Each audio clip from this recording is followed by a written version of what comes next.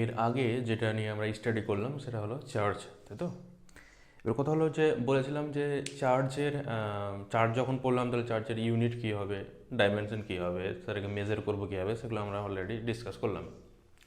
এরপরে যেটা পড়বো সেটা হচ্ছে কি দুটো চার্জের মধ্যে কি হয়, দুটো যদি সেম চার্জ হয় তাহলে তারা একে অপরকে কী করে, রিপেল করে, এবং অপোজিট চার্জ হলে তারা একে অপরকে অ্যাট্রাক্ট করে। এবং যদি তারা একে অপরকে রিপেল বা অ্যাট্রাক্ট করে তাহলে যে অ্যাট্রাকশন ফোর্স বা রিপালশন ফোর্স যেটা হবে সেটার ভ্যালু কত হবে, সেটা কার কার উপর ডিপেন্ড করবে, সেটার সম্বন্ধে আমাকে জানতে হবে। এবং সেটার জন্য যে সায়েন্টিস্ট ফর্মুলা দিয়েছিল সেটা তার নাম হচ্ছে কুলম্বস। তাহলে এখন পড়বো যেটা, সেটা হলো কুলম্বস ল। কুলম্বস ল কি? তাহলে দুটো চার্জের মধ্যে অ্যাট্রাকশন ফোর্স বা রিপালশন ফোর্স কোন কোন ফ্যাক্টরের উপর ডিপেন্ড করে, সেটাই যে আমরা সূত্র হিসেবে যেটাকে জানবো সেটাই হচ্ছে আমাদের কুলম্বস ল। তো কুলম্বস কি বললো, দুটো চার্জ যারা পরস্পর পরস্পর থেকে কিছুটা দূরত্বে আছে তাদের মধ্যে যে অ্যাট্রাকশন ফোর্স বা রিপালশন ফোর্স যেটাই হোক না কেন, সেটার মান কার উপর ডিপেন্ড করবে? চার্জ দুটোর গুণফলের উপর, এবং চার্জ দুটোর মধ্যে যে দূরত্ব আছে তার বর্গের ব্যস্তানুপাতিক, মানে তার যে দূরত্ব আছে তার দূরত্বের উপর। আচ্ছা, এবার কথা হলো দুটো চার্জ আছে, তোমরাই বলো, দুটো চার্জ আছে এতটা ডিস্টেন্সে, আমার আঙুলের এখানে একটা চার্জ, এখানে একটা চার্জ আছে, এবং এ দুটো চার্জ যদি এতটা ডিস্টেন্সে থাকে, যতটা ফোর্স কাজ করবে, ডিস্টেন্সটা যদি আমি এতটা করে দিই তাহলে ফোর্স অতটাই থাকবে না বেড়ে যাবে? তোমাদের কি মনে হয়? মানে চার্জ দুটো ধরো এতটা ডিস্টেন্সে ছিল, চার্জ দুটোকে আমি কি করে দিচ্ছি, এতটা ডিস্টেন্সে করে দিচ্ছি, তাহলে কি বলছে তোমার, চার্জ দুটোর মধ্যে ফোর্স অফ অ্যাট্রাকশন বা রিপালশন যা ছিল সেটা অতটাই থাকবে না বেড়ে যাবে না কমে যাবে? যেহেতু ডিস্টেন্স বেড়ে যাচ্ছে তাহলে ন্যাচারালি কী হওয়া উচিত, কমে যাওয়া উচিত। এবার কথা হলো কতটা কমবে। চার্জ দুটোর মধ্যে যদি দূরত্ব ধরো, আগে এখন দূরত্ব আছে ধরো 10 সেমি, এখন করে দিলাম 20 সেমি, তাহলে চার্জ দুটোর মধ্যে যদি দূরত্ব আমি 20 সেমি করে দিই তাহলে চার্জ দুটোর মধ্যে দূরত্ব কী হচ্ছে, ডাবল করে দিয়েছে। ডাবল করে দিলে চার্জ দুটোর মধ্যে যে অ্যাট্রাকশন ফোর্স সেটা অর্ধেক হবে না আরও কমবে না কী হবে, সেটা আমাদের প্রথম বোঝার বিষয়। ধরো চার্জ দুটোর মধ্যে যখন দূরত্ব ছিল 10 সেমি, তখন তাদের মধ্যে ফোর্স অফ অ্যাট্রাকশন, ধরে নিচ্ছি অ্যাট্রাকশন ছিল, সেটা হলো 5 নিউটন। যখন আমি করে দিচ্ছি তাদের মধ্যে দূরত্ব 20 সেমি, তখন ফোর্স অফ অ্যাট্রাকশনের ভ্যালু কত হওয়া উচিত? তোমাদের কি মনে হচ্ছে যে 5/2 করে দিই তাহলে নাকি? কিন্তু কথা হলো যে এটাই কুলম্বস দেখলো এক্সপেরিমেন্ট করে যে সেটা কি হচ্ছে, 2 টাইমস না কমে 4 টাইমস কমছে। মানে কি, চার্জ দুটোর মধ্যে দূরত্ব যখন ডাবল করে দিচ্ছি সেটা 4 টাইমস ডিক্রিজ করছে, বা চার্জ দুটোর মধ্যে দূরত্ব যখন হ্রাস করছি তখন কি হচ্ছে, স্কোয়ার টাইম ইনক্রিজ করছে। মানে যদি দূরত্ব অর্ধেক করি তাহলে তার স্কোয়ার টাইম হচ্ছে। আচ্ছা, 3 গুণ যদি দূরত্ব করে দিই তাহলে 3 স্কোয়ার আকারে হয়ে যাচ্ছে চেঞ্জ। তার মানে কি, স্কোয়ার আকারে ভ্যারি করছে। কি আকারে ভ্যারি করছে না? ডিরেক্টলি ভ্যারি করছে না। অর্ধেক করলে অর্ধেক হচ্ছে না, তাই তো? এটা একটা ফ্যাক্টর গেল, মানে দূরত্ব বাড়ার সাথে সাথে সেটা কী হবে, স্কোয়ার আকারে ভ্যারি করবে। যেরকম তোমরা Newton's gravitation law of Newton's, মানে নিউটনসের মহাকর্ষ সূত্র যেটা পড়েছিলাম, যে দূরত্বের সাথে বর্গের ব্যস্তানুপাতিক আকারে পরিবর্তিত হয়। এবার 2 নম্বর কথা হলো যে আধান দুটোর মান যদি আমি বাড়িয়ে দিই তাহলে কী হবে, তাদের মধ্যে ফোর্স অফ অ্যাট্রাকশন কী হবে, বেড়ে যাবে। কারণ আধান দুটোর মান যদি বেড়ে যায় তাহলে কী হবে, তারা একে অপরকে বেশি বলে টানবে। তার মানে কি বললো, দুটো বিন্দু আধান, এখানে একটা আধান আছে, এখানে একটা আধান আছে, ধরো বোর্ডের উপরে আটকানো আছে আধান দুটো, এখানে একটা এখানে একটা, এটার মান হলো Q1 এবং এটার মান হলো Q2। এরকম হতেই পারে Q1 ধনাত্মক Q2 ঋণাত্মক, বা Q2 ধনাত্মক Q1 ঋণাত্মক, বা দুটোই ধনাত্মক বা দুটোই ঋণাত্মক, দুটোই হতে পারে, যা কিছু হতে পারে। যদি দুটোই ধনাত্মক হয় তাহলে পরস্পর পরস্পরকে বিকর্ষণ করবে, দুটো ঋণাত্মক হলে পরস্পর পরস্পরকে বিকর্ষণ করবে, একটা ধনাত্মক এবং একটা ঋণাত্মক হলে পরস্পর পরস্পরকে আকর্ষণ করবে। এবার কথা হলো তাদের মধ্যে যে দূরত্বটুকু সেইটুকু ধরলাম আমি আর। তো কুলম্বস কি বললো, তাদের মধ্যে যে ফোর্স অফ অ্যাট্রাকশন বা রিপালশন হবে, তাদের মধ্যে যে আকর্ষণ বা বিকর্ষণ বল, সেটা কি হবে, তাদের মধ্যে যে দূরত্ব তার দূরত্বের বর্গের ব্যস্তানুপাতিক। যদি বলতো দূরত্বের ব্যস্তানুপাতিক তাহলে 1/r হতো, বর্গের ব্যস্তানুপাতিক মানে 1/r²। আরটা কি বললো, এটা যখন লিখবো তখন আমাকে কী করতে হবে, অবশ্যই আমাদের মনে রাখতে হবে যে চার্জ দুটোর মান কি আছে, স্থির আছে, মানে Q1 ও Q2 স্থির। তাহলে এটা স্থির লিখি কেন? কারণটা হলো কি, আমি যখন বলছি যে দুটোর মধ্যে দূরত্ব আমি এতটা করে দিলাম, তখন তাদের মধ্যে আকর্ষণ বল বা বিকর্ষণ বলের মান কতটা হ্রাস পেয়েছে বা বৃদ্ধি পেয়েছে সেটা যদি আমাকে জানতে হয়, তার মানে কি চার্জ দুটোর মানকে আমাকে পরিবর্তন করলে চলবে না। দেখা গেলো আমি তাদের মধ্যে দূরত্বটাকে আমি এতটা করে দিয়েছি, মানে দূরত্ব বৃদ্ধি করেছি, তার মানে হিসাব অনুযায়ী কী হওয়া উচিত, তাদের মধ্যে অ্যাট্রাকশন ফোর্সটা হ্রাস পাওয়া উচিত। কিন্তু দেখা গেল দূরত্ব বৃদ্ধি করার সাথে সাথে আমি কি করছি, এই আধান দুটোর মানও পরিবর্তন করে দিয়েছি। এমনভাবে পরিবর্তন করেছি যে তাদের মধ্যে যে অ্যাট্রাকশন ফোর্সটা ছিল সেটা কমেনি। তার কারণটা কি, আধান দুটোর মানকে আমি বাড়িয়ে দিয়েছি। তার জন্য কি, তাহলে আমি যখন এটা বলবো যে এই দূরত্ব বাড়লে তাদের মধ্যে আকর্ষণ বল কমবে, তখন আমাকে অবশ্যই এটা ধরে নিতে হবে তাদের কী ছিল, আধান দুটোর মান স্থির ছিল। ওই জন্য আমরা পাশে লিখে দিই যে দুটো স্থির। 2 নম্বর কথা হলো চার্জ দুটোর গুণফলের সমানুপাতিক। গুণফলের কেন, এটার মান বাড়লেও আকর্ষণ বল বাড়বে, ওটার মান বাড়লেও আকর্ষণ বল বাড়বে। আকর্ষণ বল বলা ভুল হচ্ছে, আকর্ষণ বা বিকর্ষণ বল যে কোনো একটা হতে পারে। তারপরে তার মধ্যে গুণফলের উপর ডিপেন্ড করবে। তাহলে চার্জ দুটোর গুণফলের সমানুপাতিক এবং দূরত্বের বর্গের ব্যস্তানুপাতিক। এটা বললো কুলম্বস। তাহলে কুলম্বস ল যদি বলে যে কুলম্বস লটি লিখো, তোমাদের কুলম্বস লটা লিখতে দেবে। তাহলে কুলম্বস ল যদি বলে তাহলে কি লিখবো, যে কোনো দুটি বিন্দু আধান পরস্পরকে আকর্ষণ বা বিকর্ষণ করে এবং তাদের মধ্যে এই আকর্ষণ বা বিকর্ষণ বল তাদের গুণফলের সমানুপাতিক এবং তাদের মধ্যে দূরত্বের বর্গের ব্যস্তানুপাতিক। আবার বলছি, যে কোনো দুটি বিন্দু তড়িতাধান পরস্পরকে আকর্ষণ বা বিকর্ষণ করে এবং এই আকর্ষণ বলের মান তাদের মধ্যে দূরত্বের বর্গের ব্যস্তানুপাতিক এবং আধানদ্বয়ের গুণফলের সমানুপাতিক। আবার বলছি, তোমাদের যেন মুখস্থ হয়ে যাবে ব্যাপারটা। কি বললাম এবার ভালো করে বুঝে নাও, তাহলে দেখবে যে আর ভুলবে না। কি বললাম, দুটি বিন্দু আধান পরস্পরকে আকর্ষণ করে বা বিকর্ষণ করে এবং এই আকর্ষণ বা বিকর্ষণ বলের মান তাদের গুণফলের সমানুপাতিক এবং তাদের মধ্যে দূরত্বের বর্গের ব্যস্তানুপাতিক। এটা হলো কুলম্বসের ল। এবার যদি বলে কুলম্বস ল এর গাণিতিক রূপ লিখো, তাহলে গাণিতিক রূপ কীভাবে লিখবো, মনে করি নাম দিয়ে দিব আমরা। মনে করি এ বিন্দুতে একটা আধান আছে, তার মান হলো Q1 এবং বি বিন্দুতে একটা আধান আছে, তার মান হলো Q2 এবং তাদের মধ্যে দূরত্ব AB সমান হচ্ছে R। অতএব কুলম্বের সূত্র অনুসারে F ভ্যারিয়াজ 1/r², যখন Q1 ও Q2 স্থির, F ভ্যারিয়াজ Q1 Q2 যখন R স্থির। হয়ে গেল, এ দুটো লিখে দিলাম। অতএব ভেদের ধর্ম অনুযায়ী কী লিখতে পারি, এ দুটোকে এক জায়গাতে লিখতে পারি। সেটা কত হবে তাহলে, Q1 Q2/r²। তো এটাকে উঠানোর জন্য তো একটা ধ্রুবক আনতে হবে। তো এটাকে ওঠানোর জন্য যে ধ্রুবকটা নিয়ে আসি, সেই ধ্রুবকটাকে আমি কে ড্যাশ দিয়ে লিখছি। কেন লিখছি এখনও বুঝতে পারবে, কে দিয়ে কেন লিখলাম না।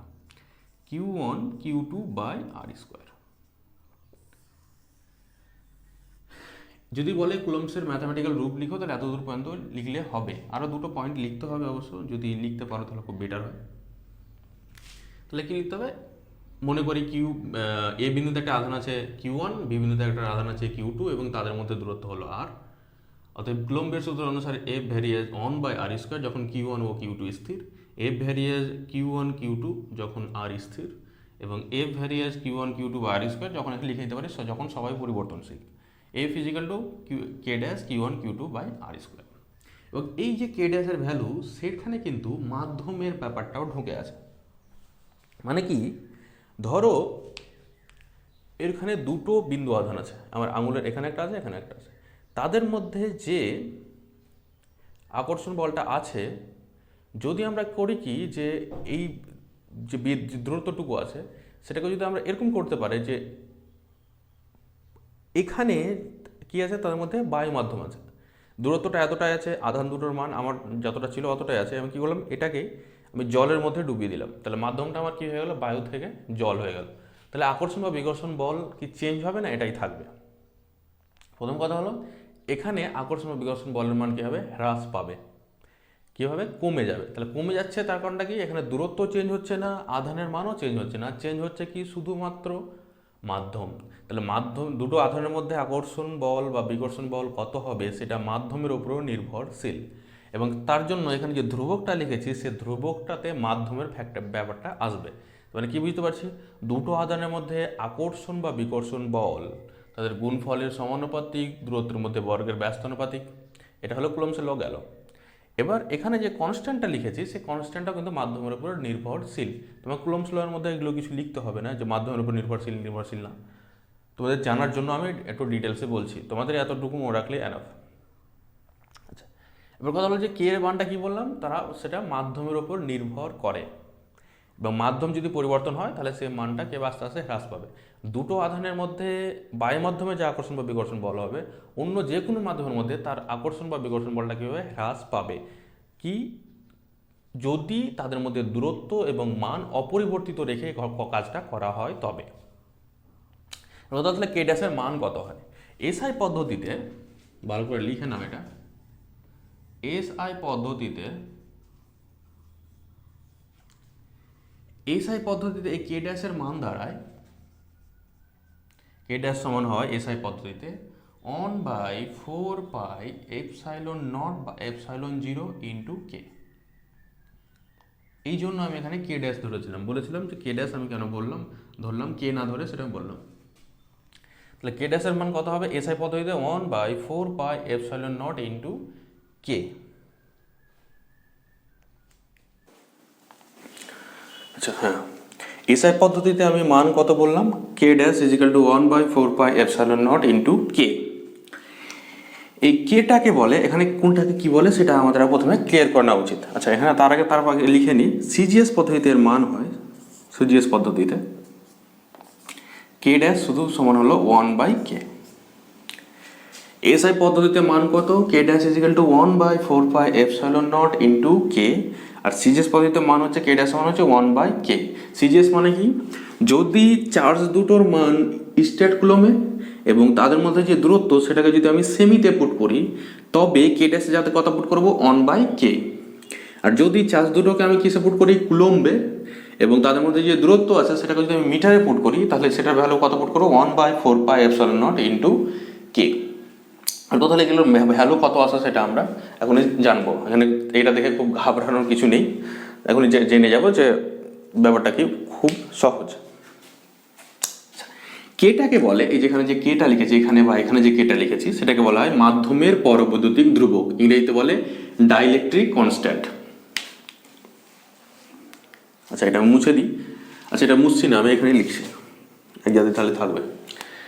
তাহলে কেটাকে কি বলে, কেটাকে বলে, আশা করি দেখতে পাচ্ছ বোধহয়, কেটাকে বলা হয় মাধ্যমের পরাবৈদ্যুতিক ধ্রুবক। আচ্ছা এটাকে তাহলে কি বলা হয়, মাধ্যমের পরাবৈদ্যুতিক ধ্রুবক। এবং এটার মান বিভিন্ন ক্ষেত্রে বিভিন্ন রকম হয়। তোমাকে হয় যদি বায়ু মাধ্যম হয়,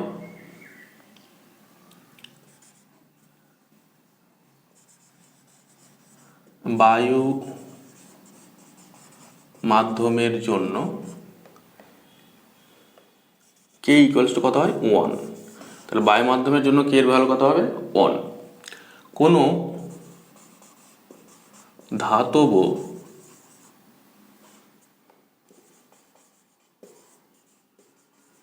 মাধ্যমের জন্য কে সমান হয় ইনফাইনাইট। কোনো ধাতব মাধ্যম যদি হয় তাহলে সেখানে কে এর ভ্যালু কত হয় ইনফাইনাইট। এবং অন্যান্য ক্ষেত্রে যদি এ দুটো মাধ্যম না হয়, অন্যান্য ক্ষেত্রে তোমার কি হলো, অবশ্যই মাধ্যম যে মাধ্যমটা কথা বলবে সেই মাধ্যমের কি বলে দেবে, পরাবৈদ্যুতিক ধ্রুবক মানে কে এর মান বলে দেবে। তাহলে কে এর মান তুমি এখানে পুট করবে। আচ্ছা এখানে একটা কথা মনে রাখবে, কে পরাবৈদ্যুতিক ধ্রুবক যেটা বললাম সেটা কি মাত্রাহীন এবং এককহীন রাশি। মাত্রাহীন এবং এককহীন রাশি, মানে এর এক মাত্রা কত, কে এর মাত্রা হচ্ছে 1 আর একক হচ্ছে, একক কি হবে, একক নেই। তাহলে কে এককহীন এবং মাত্রাহীন রাশি। তাহলে যে সমস্ত রাশি এককহীন এবং মাত্রাহীন সে সমস্ত রাশির কি হয়, সিজিএস এবং এসআই পদ্ধতিতে মান কি হয়, একই হয়। তার মানে কে এর সিজিএস ও এসআই পদ্ধতিতে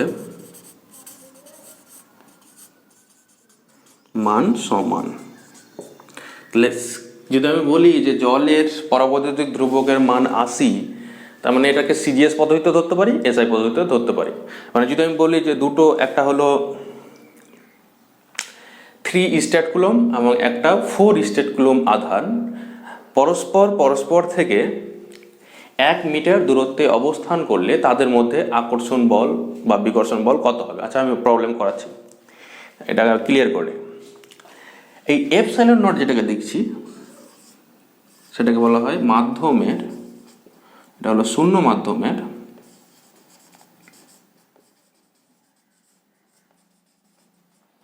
তড়িৎ ভেদ্যতা। বাংলাতে কোথাও বানান স্পেলিং ভুল হলে ঠিক করে নেবে, কারণ আমার স্পেলিং ভুল হয়, অনেক জাতি বারবারই বলেছে। তাহলে এপসাইলন নট হচ্ছে কি শূন্য মাধ্যমে তড়িৎ ভেদ্যতা, এবং এর মান কি, একটা কনস্ট্যান্ট মান আছে এবং সেটা মুখস্থ রাখতে হবে। সেটা কত হয়, 8.854 ইন্টু 10⁻⁻12। তাহলে এপসাইলন নটটা কি বলা হয়, মাধ্যমের তড়িৎ ভেদ্যতা, এবং তার ভ্যালু কত হয় 8.854 ইন্টু 10⁻⁻12। আচ্ছা, এর একক এবং মাত্রা কত হবে তাহলে? তাহলে এর একক এবং মাত্রা বের করতে হবে। আচ্ছা, এর একক এবং মাত্রা বের করছি। এবার তার আগে যেটা কথা, মাত্রা বের করার আগে, আচ্ছা একক মাত্রা বের করিনি।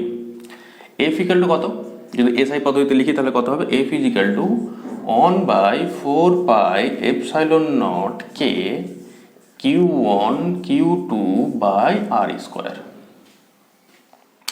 তাহলে এখান থেকে আমার কার মাত্রা চাই, এপসাইলন নট। তাহলে epsilon naught equals to Q1 Q2 by 4π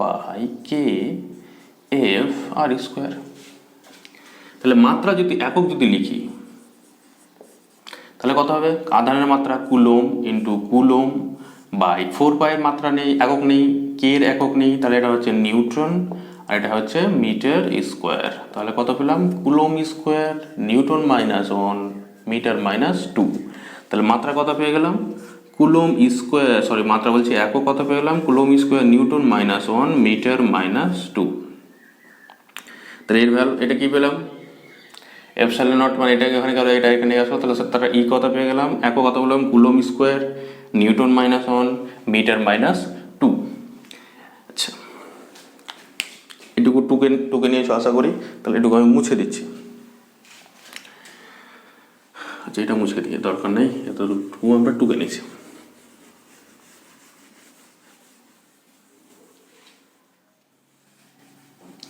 এটা টুকে নিয়েছো, এককটা হলো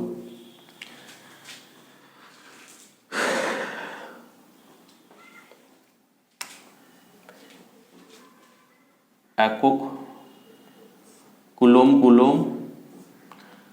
এখানে হচ্ছে নিউটন মিটার স্কোয়ার। তাহলে এখান থেকে আমি পেয়ে যাচ্ছি কুলম স্কোয়ার নিউটন -1 মিটার -2। তাহলে তার এককটা গেল, এসআই পদ্ধতিতে মান এবং একক গেল। কে এর কোনো একক এবং মাত্রা হয় না। আচ্ছা, এর মাত্রাটা যদি লিখি তাহলে মাত্রা কত হবে,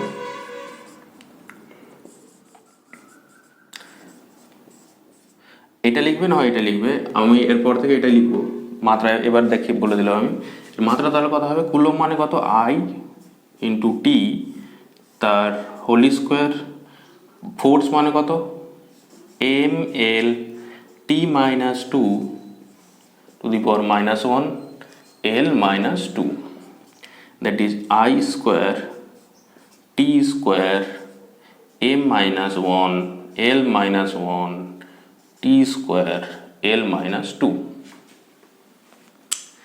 তাহলে এটা যদি সবগুলোকে এক জায়গায় করি তাহলে কত পেয়ে যাচ্ছে, এখান থেকে আমি পেয়ে যাচ্ছি I square T to the power 4 M -1 L -3।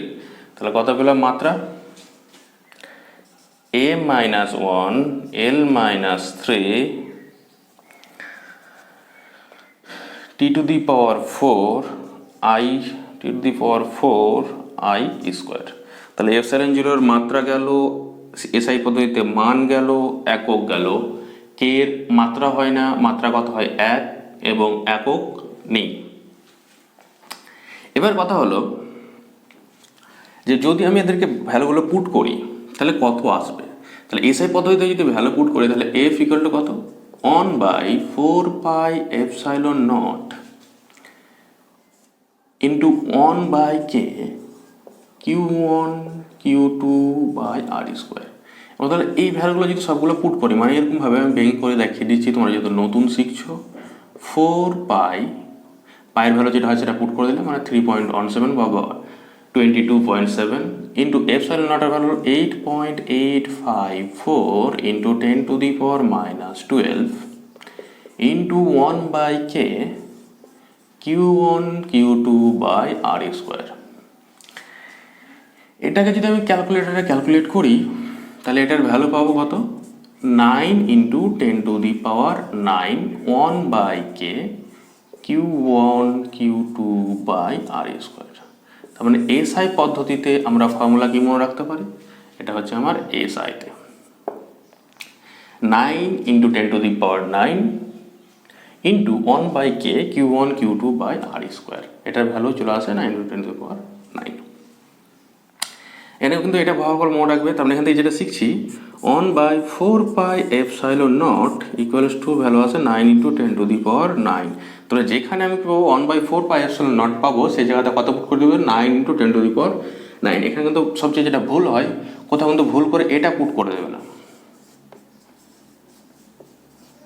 এটার ভ্যালু কিন্তু 9 ইন্টু 10 টু দি পাওয়ার 9 হয় না, 1 এটার ভ্যালু হচ্ছে 9 ইন্টু 10 টু দি পাওয়ার 9, মানে এটার ভ্যালু কিন্তু এটা না। এটা কিন্তু সবসময় ভুল হয় অনেক জমাতে, যে 4 পাই ইন্টু এপসাইলন নট তাহলে বসে দিই 9 ইন্টু 10 টু দি পাওয়ার 9, কিন্তু এটা না, কিন্তু 1/4 পাই এপসাইলন নটের ভ্যালু হচ্ছে 9 ইন্টু 10 টু দি পাওয়ার 9। তাহলে এসআই পদ্ধতিতে আমার কি গেল, ফর্মুলা লাগা হয়ে গেল আমার এটা। কোনটা কি এটা ভালো করে টুকে নেবে, এবং এটার ভ্যালু হলো এটা। এবং সিজিএস পদ্ধতিতে এটার ভ্যালু দাঁড়াবে কত, সিজিএস আমি অলরেডি লিখিয়ে দিয়েছিলাম, আবার লিখিয়ে দিচ্ছি।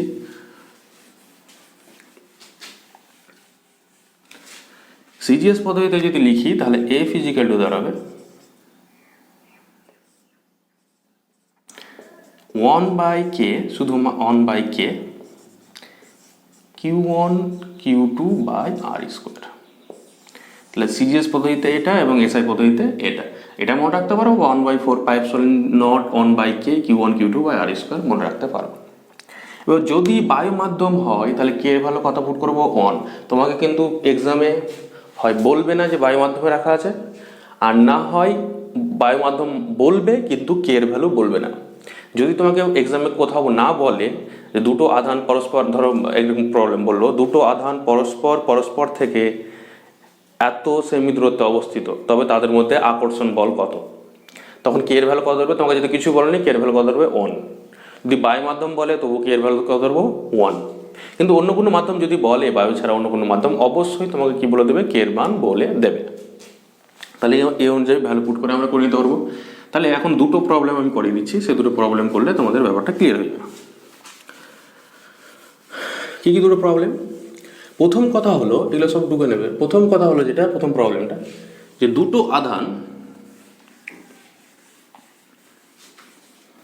প্রথম প্রবলেম, দুটো আধান, একটা আধান হচ্ছে এরকম বললাম যে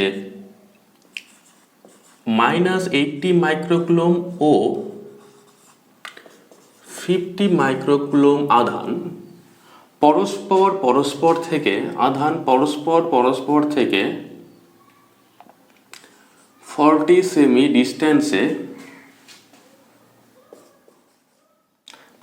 ডিস্টেন্সে আছে। তাদের মধ্যে বল নির্ণয় করো।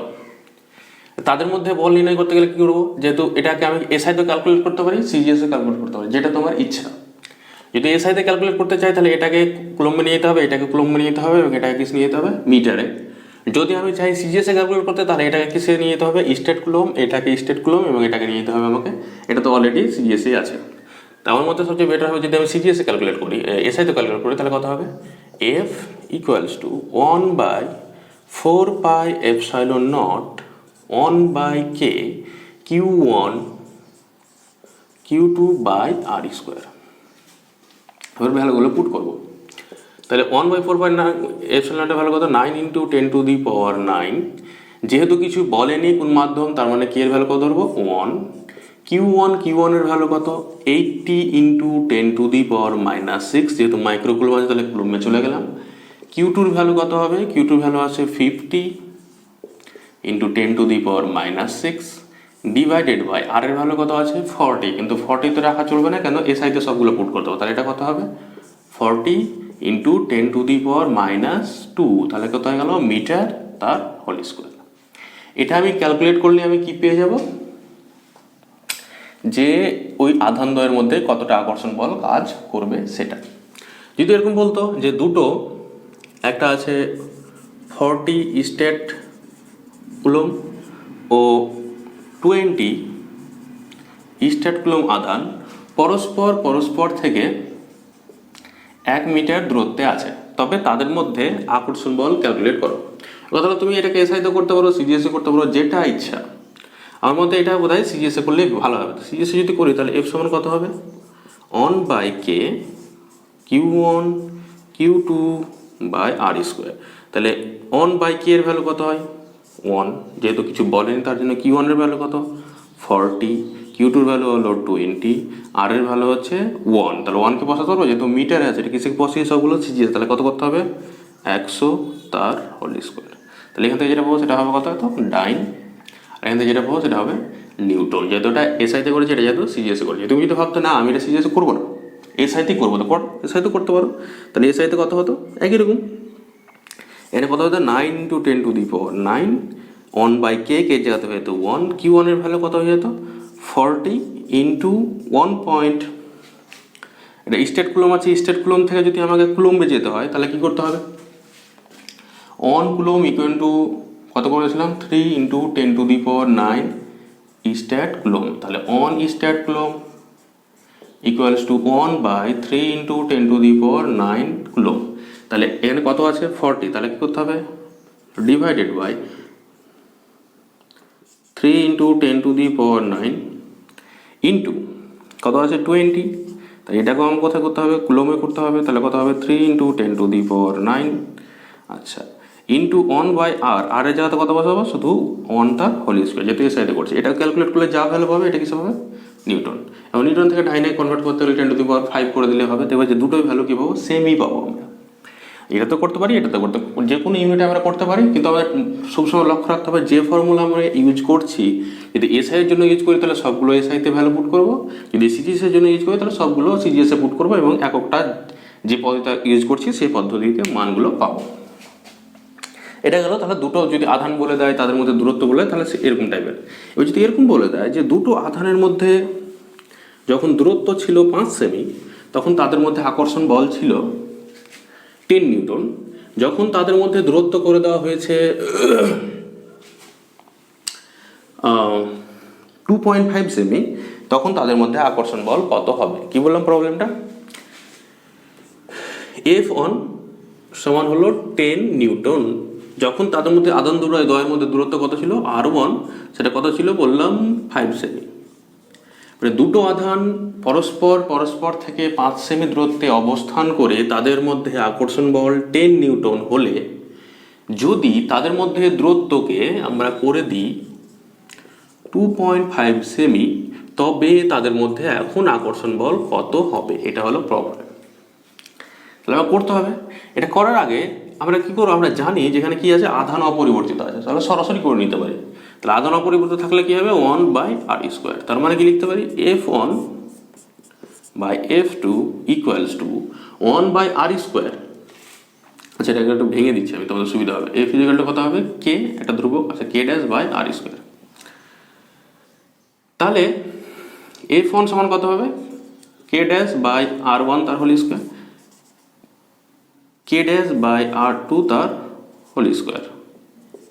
তাহলে কত হবে r2 তার হোল স্কোয়ার বাই r1 তার হোল স্কোয়ার। আমি এটাই বলতে চাইছিলাম যে যখন দেখবে যে ব্যস্ত অনুপাতিক আছে, তাহলে এখানে F1 থাকলে নিচে হবে R1, আর এখানে F2 আছে তাহলে উপরে হবে R2, এখানে স্কোয়ার এখানে স্কোয়ার। সমানুপাতিক হলে এখানে F1 হলে এখানে F1 হতো, R1 হতো। এবার কথা হলো আগে কত ছিল, এখন হচ্ছে কত 2.5, আগে ছিল 5 তার হোল স্কোয়ার। F1 এর ভ্যালু কত হলো 10, F2 এর ভ্যালু আমাকে বের করতে হবে, এটা মানে হচ্ছে 1/2 তার হোল স্কোয়ার, দ্যাট ইজ 1/4। তাহলে পেয়ে যাচ্ছি F2 সমান হচ্ছে 40 নিউটন। এটা অবশ্য মুখে মুখে বলে দেওয়া যায়। আমি কি বলেছিলাম তোমাদের ভালো করে মনে করো, যে তাদের মধ্যে যখন দূরত্ব আমরা কি করে দিই, অর্ধেক করে দিই, তাহলে কি হবে, তাদের মধ্যে যে বলটা সেটাকে হতে হবে 4 গুণ বৃদ্ধি পাবে, কারণ 2 এর স্কোয়ার।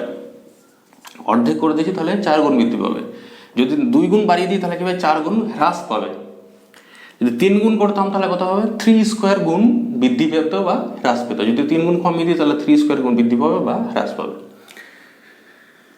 তার মানে কি এভাবে আমাদের ডিরেক্টলি বলতে পারতাম। তাহলে তাদের মধ্যে যেমন দূরত্ব আমি করে দিয়েছি 5 থেকে 2.5 করে দিয়েছি, মানে অর্ধেক করে দিয়েছি, তার মানে বলটা কি হবে 4 গুণ বেড়ে যাবে, ডাবল কিন্তু বাড়বে না, কেন 1/r² আছে, তাহলে কত হলো 40 নিউটন। এরকম টাইপের একটা প্রবলেম দিতে পারে।